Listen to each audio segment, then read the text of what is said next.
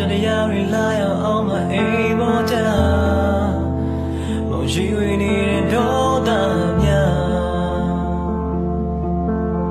လူတွေငြိမ်သက်ခြင်းနဲ့စေမဖြစ်တဲ့နေရာစိတ်တို့တည်ပြများသောချောင်းခါ